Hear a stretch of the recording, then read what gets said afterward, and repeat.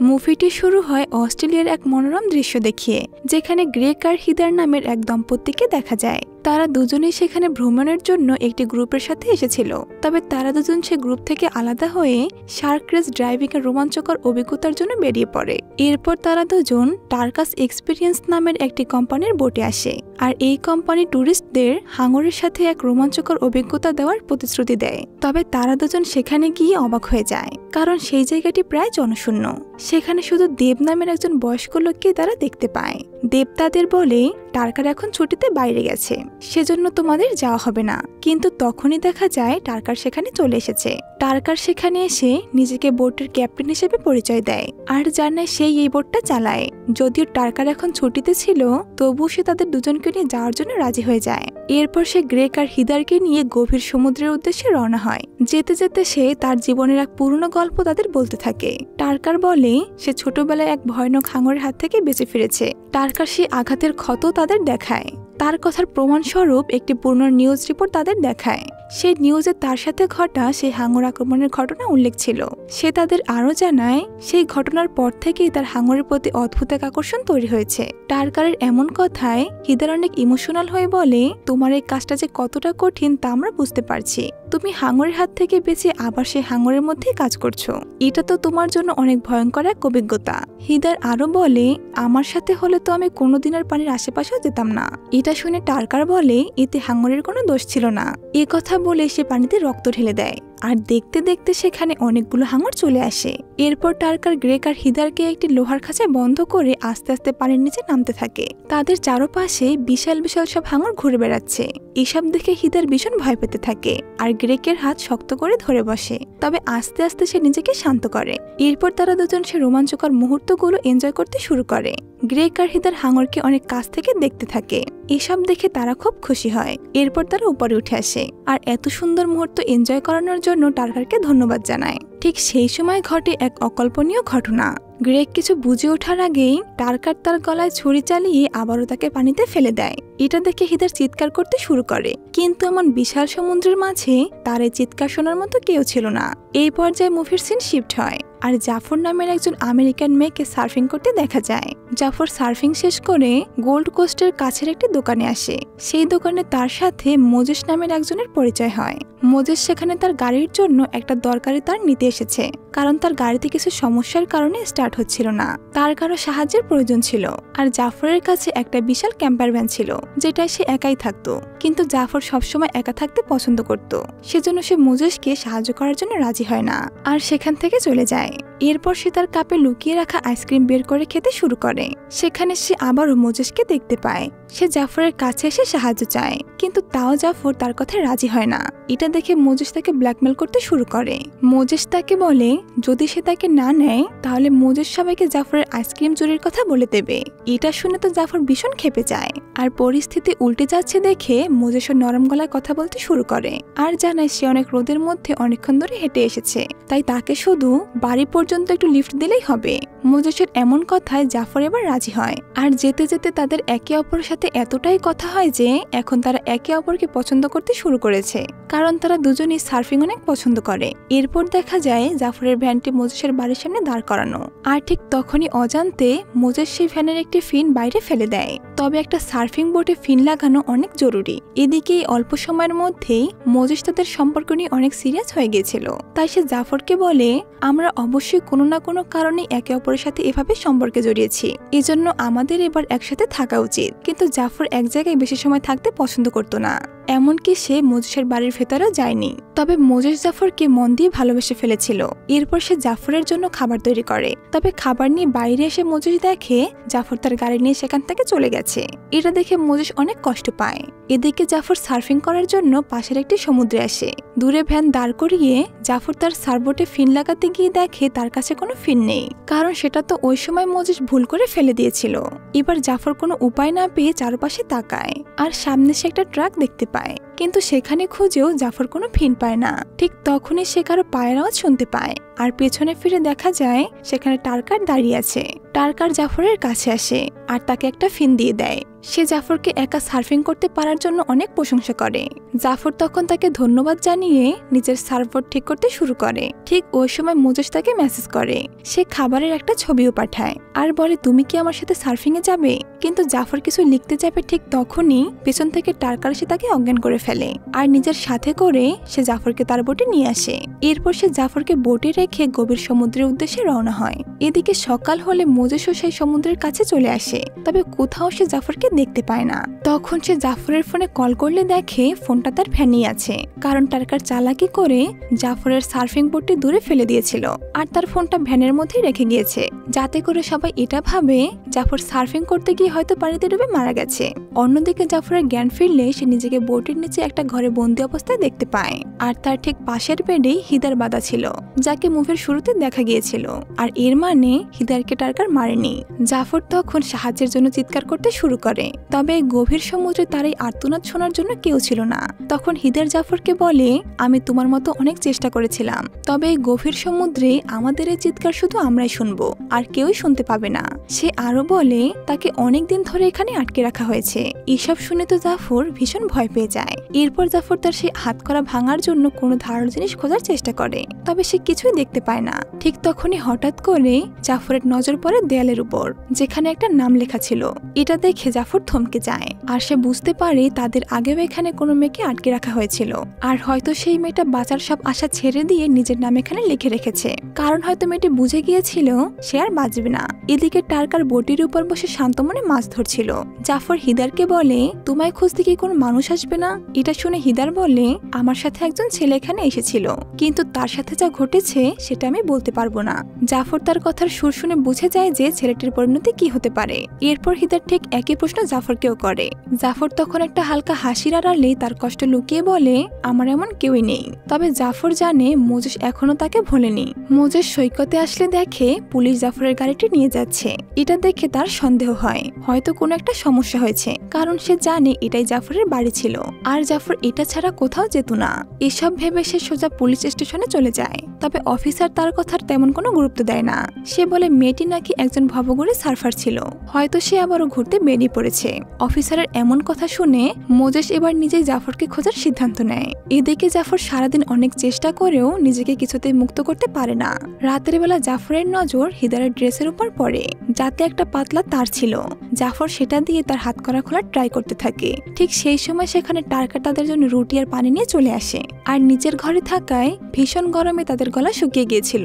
সেজন্য হিদার তাড়াতাড়ি পানি পান করতে শুরু করে, আর হিদারের গায়ে চাদর দেখে টার্কারের কিছুটা সন্দেহ হয়। এরপর সে চাদরটা সরানোর জন্য এগিয়ে আসতে থাকে। ঠিক তখনই টার্কারের মনোযোগ নষ্ট করার জন্য জাফর বলে, আমার খাবারটা আমাকে দাও। এরপর সে তার খাবার খেয়ে নেয়। একটু পর টার্কার সেখান থেকে চলে যায়। তখন আবারও জাফর তার হাত করা খোলার চেষ্টা করতে থাকে। ঠিক তখনই জাফর দেখে তার শরীর অবশ হতে শুরু করেছে, কারণ টার্কার তাদের পানিতে ঘুমের ওষুধ মিশিয়ে দিয়েছিল। এরপর জাফর হাত করা খোলার আগে সেখানে টার্কার চলে আসে। জাফরের জ্ঞান ফিরে আসলে সে নিজেকে বোটের ডেকে একটা চেয়ারের সাথে বাঁধা অবস্থায় দেখতে পায়, আর সেখানে হিদারকেও টার্কার একটা হর্নেস দিয়ে ঝুলিয়ে রেখেছে। আর এই সবকিছু রেকর্ড করার জন্য ওই জায়গায় একটা ক্যামেরা সেট করে রেখেছে। আর এই পুরো ঘটনাকে টার্কার শো বলে সম্বোধন করে। আর সেখানে অদ্ভুত সব ভাষণ দিতে থাকে আর বলতে থাকে হাঙর হলো দুনিয়ার সবচেয়ে শক্তিশালী প্রজাতি, আর সৃষ্টিকর্তা উপরে নয় বরং পানির নিচে থাকে, সেখান থেকে সবকিছুর উৎপত্তি হয়েছিল, আর সেখানে সবকিছু ধ্বংস হয়ে যাবে। এসব বলে টার্কার হিদারের কিছু চুল কেটে নেয় আর পানিতে রক্ত ঢেলে দেয়, আর সেই রক্তের গন্ধে সেখানে অনেক হাঙর চলে আসে। এরপর সে ওই পানিতে হিদারকে ফেলে দেয়, আর সেখানে হিদারের ছটফট আর রক্তের গন্ধে সব হাঙরগুলো এসে হিংস্রভাবে তার উপর ঝাঁপিয়ে পড়ে, আর মুহূর্তের মধ্যে তাকে টুকরো টুকরো করে মেরে ফেলে। আর এই ভয়ানক দৃশ্যটা টার্কার তার ক্যামেরা রেকর্ড করে রেখেছিল। এদিকে এই পুরো ঘটনা নিজের চোখে দেখে জাফর একেবারে ভয়ে পাথর হয়ে যায়। এরপর সে ওই রুমে নিজের আর হিদারের নাম লিখতে থাকে। ঠিক তখনই সে খেয়াল করে ওই দেয়ালে একটা নয় বরং সেখানে এমন অনেক মেয়ের নাম লেখা ছিল, আর সেগুলোতে টার্কার রং করে রেখেছিল। আর এর মানে টার্কার কোনো সাইকোপ্যাথ নয়, সে একজন সিরিয়াল কিলার, আর সে এর আগেও এমন অনেক মেয়ের প্রাণ নিয়েছে। আর তার প্রমাণ হলো তার কাছে যেমন বিশাল ভিডিও সংগ্রহ, আর সেগুলোতে ওইসব মেয়েদের চুল রাখা ছিল। আর আজকে সেই সংগ্রহে সে হিদারের নাম লিখে রেখেছে, আর নামের পরের ট্যাগটা জাফরের হওয়ার কথা ছিল। পরদিন সকালে দেখা যায় হিদারের শরীরের অবশিষ্ট অংশ পানিতে ভেসে আছে, যেটা দেখতে অনেকটা ভয়ঙ্কর দেখাচ্ছিল। অন্যদিকে এখনো মোজেস সৈকতে জাফরকে খুঁজে বেড়াচ্ছে, আর সেখানে সে জাফরের সেই সার্ফবোর্ডটা খুঁজে পায়। এটা দেখে সে আরো টেনশনে পড়ে যায়, কারণ জাফরের সব জিনিস পাওয়া গেলেও তাকে কোথাও পাওয়া যাচ্ছে না। এর মানে হয়তো সে কোনো বিপদে পড়েছে। এদিকে রাত হলে আবারও টার্কার বোটের নিচে জাফরের জন্য খাবারের পানি নিয়ে আসে, কিন্তু জাফর রেগে সবকিছু লাথি দিয়ে ফেলে দেয়। তুই কি নিজেকে হাঙর ভাবছিস? তাহলে তুই কেবলমাত্র একটা পোকা। এই কথা শুনে টার্কার কিছু না বলেই সেখান থেকে বেরিয়ে যায়। এরপর জাফরের নজর সেখানে রাখা একটি বালতির উপরে পড়ে। জাফর তখন সেই বালতির হাতল দিয়ে একটা ধারালো অস্ত্র তৈরি করে, কারণ সে জানে টার্কার আবারও এখানে আসবে। আর জাফর পানি পান করেনি বলে এবার টার্কার বেহুশ করার জন্য ইনজেকশন নিয়ে আসে। তবে টার্কার ইনজেকশন করতে আসলেই জাফর বালতি দিয়ে বানানো সেই অস্ত্র দিয়ে তার উপর আঘাত করে, আর সেটা টার্কারের শরীরে ঢুকিয়ে দেয়। এতে টার্কার ব্যথায় কাতরাতে থাকে, আর এই সুযোগে চাবি দিয়ে জাফর নিজের হাত করা খুলে ফেলে। তবে রুম থেকে পালাতে গেলে টার্কার এসে তার পায়ে সে ইনজেকশনটা দিয়ে দেয়। এতে করে জাফর আস্তে আস্তে তার জ্ঞান হারিয়ে ফেলে। তাই সে তাড়াতাড়ি উপরে এসে রেডিওর মাধ্যমে সাহায্য চাইতে শুরু করে, তবে কারো সাড়া পায় না। এরই মধ্যে সে দূরে একটা বোট দেখতে পায়। জাফর তখন সাহায্যের জন্য চিৎকার করতে শুরু করে, কিন্তু সেই বোটে পার্টি চলছিল, তাই কেউই তার কোনো কথা শুনতে পায় না। এরই মধ্যে সেখানে টার্কার এসে পড়ে। তখন জাফর এসে সামনে থাকা ক্যামেরাটা হাতে তুলে নেয়। এটা দেখে টার্কার ক্যামেরাটা ফেরত দিতে বলে, কিন্তু জাফর ফেরত না দিয়ে সেটা পানিতে ফেলে দেয়। আর এই ধস্তাধস্তিতে নিজেও পানিতে পড়ে যায়, আর সামনে সে বোটে যাওয়ার জন্য সাঁতরাতে থাকে, কিন্তু কিছুটা সামনে গিয়ে সে জ্ঞান হারিয়ে ফেলে। তখন টার্কার তাকে পানি থেকে তুলে আবারও সে রুমে আটকে দেয়। আর এবার তার কাছে কোনো ক্যামেরা না থাকায় সে রেকর্ডিং করতে পারবে না, তাই সে জাফরকে মারার প্ল্যান স্থগিত করে, আর ভাবতে থাকে তাকে আবার একটা নতুন ক্যামেরা কিনতে হবে। তাই সে আবারও তীরে ফিরে আসে, আর জাফরকে সে বোটে আটকে রেখে নিজে গাড়ি নিয়ে বেরিয়ে পড়ে। এদিকে পুলিশ জাফরের খোঁজে তল্লাশি করতে শুরু করে, তবুও মোজেস কোনোভাবেই মানতে পারছিল না। এরপর সে ওই জায়গার সিসিটিভি ফুটেজ দেখতে থাকে। সেখানে সে জাফরের ভ্যানের পরেই টার্কারের সেই ট্রাকটা দেখতে পায়, আর সেটার উপর টার্কার এক্সপেরিয়েন্স লেখা ছিল। এটা দেখে সে সেই অনুযায়ী খোঁজ নিয়ে তার লোকেশন বের করে, আর সেখানে চলে আসে। মোজেস ওই বোটে যাওয়ার পর আস্তে আস্তে জাফরের আওয়াজ শুনতে পায়, আর তখন মোজেস খুঁজতে খুঁজতে নিচে চলে আসে। জাফর তাকে দেখে অনেক খুশি হয়, আর এটা ভেবে অবাক হয় যে মোজেস কি করে তাকে খুঁজে পেল। এরপর জাফর বলে, উপর থেকে কিছু একটা নিয়ে আসো যাতে আমার হাত করা খোলা যায়, আর এখনই পুলিশকে কল করে সবকিছু জানাও। মোজেস উপরে যেতে যেতে পুলিশকে কল করে। ঠিক তখনই টার্কার এসে তার উপর হামলা করে দেয়। যদিও পুলিশ কল রিসিভ করেছিল, কিন্তু টার্কার তাকে কিছু বলতে দেয়নি, আর তার ফোনটা আছড়ে ফেলে দেয়। সে মোজেসকে অনেক আঘাত করতে থাকে, তবে তবুও সে হার মানে না। সে উল্টো টার্কারের উপর আঘাত করতে শুরু করে। ঠিক তখনই পেছন থেকে দেব এসে মোজেসের মাথায় আঘাত করে, কারণ দেব এখনো জানে না আসলে টার্কার কি করত। আর ঠিক তখনই দেব জাফরের আওয়াজ শুনতে পায়, আর তখন সে সবটা বুঝে যায়। কিন্তু এরই মধ্যে অনেক দেরি হয়ে গিয়েছিল, আর দেব কিছু করার আগেই টার্কার তাকে সেখানে নির্মমভাবে মেরে ফেলে। এসবের পর টার্কার ভাবে তীরে থাকা একেবারে নিরাপদ না, তাই সে বোট নিয়ে একটা নির্জন দ্বীপের কাছে চলে আসে। আর দেখা যায় মোজেসকে সে জাফরের পাশের বিছানায় বেঁধে রেখেছে। মোজেস তার মনের কথা জাফরকে জানাতে থাকে। ঠিক সেই সময় টার্কার এসে তাদের দুজনকে উপরে নিয়ে যায়, কারণ সে ভেবে নিয়েছিল সে তার পরের ট্যাগটা আজকে রেকর্ড করবে। তবে এবার টার্কার এক নতুন পদ্ধতি অবলম্বন করে। সে আগে দেবের শরীর টুকরো টুকরো করে পানিতে ফেলে দেয়, যাতে হাঙররা সেখানে আসতে থাকে। তারপর সে মোজেসকে পানিতে ফেলে দেয়। তবে জাফর তাকে আগে বলে দিয়েছিল হাঙর আসলে একেবারে শান্ত হয়ে থাকতে, আর সত্যি জাফরের সেই কৌশলটি কাজে লেগে যায়। সব হাঙররা সে তার গন্ধ শুকে আবার ফিরে চলে যায়, তাই সে মোজেসকে বোটে তুলে নেয়। এবার টার্কার অনেক বেশি হিংস্র হয়ে ওঠে, আর সে এসেই মোজেসকে অনেকবার ছুরি দিয়ে আঘাত করতে থাকে, আর আবারও তাকে পানিতে ফেলে দেয়। আর এবার মোজেস প্রায় মৃত্যু পথযাত্রী। ঠিক তখনই টার্কারের চোখ পড়ে একটি লাইফগার্ড হেলিকপ্টারের উপর, যেটা জাফরকে খুঁজতে এসেছিল। এটা দেখে সে আবারও তাদের দুজনকে নিচে রুমে নিয়ে আটকে দেয়। তবে মোজেসের অবস্থা অনেক খারাপ হতে শুরু করে। আস্তে আস্তে মোজেসের শ্বাস ধীর হয়ে যাচ্ছিল। জাফর তার সামনে সবকিছু দেখছিল, সে আর এসব কিছু দেখতে পারছিল না। সে তার হাতের হাতকড়া খোলার চেষ্টা করতে শুরু করে, কিন্তু কিছুতেই পারছিল না। এবার তার মাথায় একটা বুদ্ধি আসে। সে অনেক কষ্টে নিজের বুড়ো আঙুলটা ভেঙে ফেলে, কিন্তু এতেও সে কোনোভাবেই তার হাতটা বের করতে পারে না। এবার কোনো উপায় না পেয়ে সে নিজের হাত দিয়ে তার সেই আঙুলটা কামড়ে পুরো আলাদা করে দেয়। এতে করে তার হাতটা বের হয়ে আসে, আর সে মুক্ত হয়ে যায়। এরপর টার্কার ইনজেকশন নিয়ে সে ঘরে চলে আসে, কিন্তু জাফর তাকে ফাঁকি দিয়ে ঘর থেকে বেরিয়ে বাড়ি থেকে দরজা লক করে দেয়। এরপর সে উপরে এসে বোটের ইঞ্জিন স্টার্ট করার চেষ্টা করে, কিন্তু ঠিক তখনই টার্কার অন্য পথ ধরে এসে পুরো সিস্টেমটা অফ করে দেয়। আর এবার জাফরের কাছে লড়াই করা আর পালানো ছাড়া আর আর কোনো উপায় নেই। এরপর সে টার্কারের সাথে ভয়ানক লড়াই করে সুযোগ বুঝে পানিতে ঝাঁপ দেয়, কারণ সে সামনে একটা দ্বীপ দেখতে পায় আর সেই দ্বীপে একটা বিয়ের অনুষ্ঠান হচ্ছিল। তবে জাফরের হাতের সে কাটা আঙুল দিয়ে রক্ত বের হচ্ছিল, এতে করে তার কাছে হাঙর আসতে পারে। এদিকে উপর থেকে টার্কার একটা ছোট বোট নিয়ে তার দিকে এগিয়ে আসতে থাকে। জাফর কোনোভাবে সেই দ্বীপে উঠে যায়, কিন্তু সে কিছু করতে যাবে এরই মধ্যে টার্কার তাকে ধরে নেয় আর তাকে অজ্ঞান করে নিজের সাথে করে বোটে নিয়ে যায়। আর এবার টার্কার বুঝতে পারে আসল বিপদ মোজেস নয় বরং জাফর, তাই সে এবার তার প্ল্যান চেঞ্জ করে আর সে মোজেসকে সেখানে বেঁধে রাখে আর জাফরকে হর্নেসে ঝুলিয়ে দেয়। এরপর সে তার ট্যাগ রেকর্ড করার জন্য রেডি হতে থাকে, কিন্তু ঠিক তখনই সেখানে বিশাল আকারের একটা গ্রেট হোয়াইট হাঙর চলে আসে আর এটাকে দেখে টার্কার নিজেই অবাক হয়ে যায়, কারণ ওই হাঙরটাকে দেখে বাকি হাঙরগুলো সেখান থেকে পালিয়ে যায়। টার্কার সেই হাঙরটির দিকে এক দৃষ্টিতে তাকিয়ে থাকে আর এবার তার মনে পড়ে যায় ঠিক এই প্রজাতির হাঙরই তাকে ছোটবেলায় আক্রমণ করেছিল। তবুও সে এখন হাঙরদের ভালোবাসে, কারণ সে এই হাঙরদেরকেই তার ঈশ্বর বলে মনে করে। তখন সে জাফরকে সে পানিতে ফেলে দেয়, কিন্তু জাফর সেখানে শান্তভাবে থাকার চেষ্টা করে। এসব দেখে টার্কারের হাঙরটাকে উস্কে দেওয়ার জন্য একটা হারপুন তুলে নেয়, তবে সেই হারপুনটি তার হাত থেকে ফসকে জাফরের হাতে চলে যায়। এতে করে জাফর সেটা নিয়ে নিজেকে মুক্ত করে পানিতে পড়ে যায় আর পানির নিচে গিয়ে সে ওই হাঙরটাকে একেবারে কাছ থেকে দেখতে পায়। এই হাঙরটা জাফরের কাছে এগিয়ে আসলেও তার কোনো ক্ষতি করে না, কারণ জাফর একজন সার্ভাইভার হওয়ায় হাঙরটি হয়তো তার মধ্যে কিছু একটা দেখতে পেয়েছিল।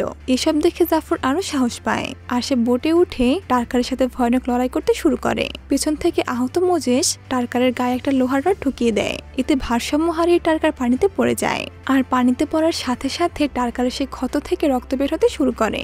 আর এবার সেই রক্তের গন্ধে সব হাঙর তার দিকে এগিয়ে আসে আর এবার টার্কার এতদিন যাদের ঈশ্বর মনে করতো তাদের থেকে বাঁচার জন্য চিৎকার করতে শুরু করে, কিন্তু কেউই তাকে বাঁচানোর মতো ছিল না।